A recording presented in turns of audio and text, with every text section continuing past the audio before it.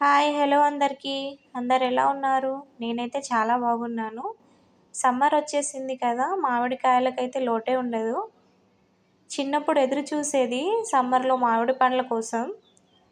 ఇక్కడ నేను మా అమ్మ స్టైల్‌లో మామిడికాయ తొక్కు చేస్తున్నాను. ప్రాసెస్ ఏంటో చూపిస్తాను రండి. మామిడికాయలను కట్ చేసుకోవాలి వాష్ చేసి.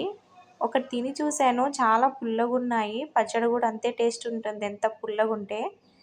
ఆ తర్వాత మిక్సింగ్ బౌల్‌లో వేసుకోవాలి. కట్ చేసుకొని కొంచెం సాల్ట్ యాడ్ చేశాను.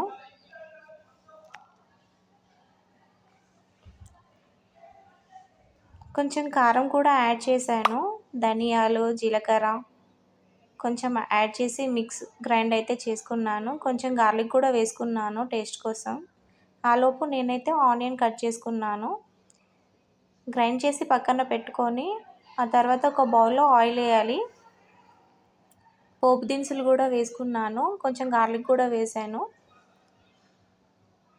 కరివేపాకు కూడా వేశాను.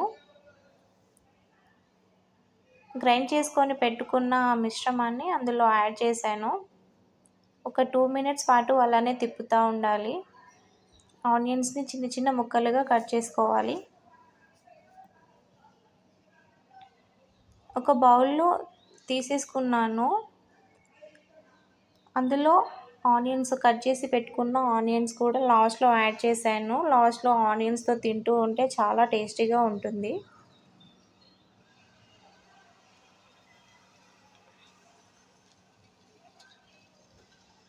అలా వేడివేడి అన్నంలో పచ్చడి వేసుకొని తింటుంటే చాలా టేస్టీగా ఉంటుందండి. వేడివేడి అన్నంలో కొంచెం నెయ్యి కూడా వేసుకోండి.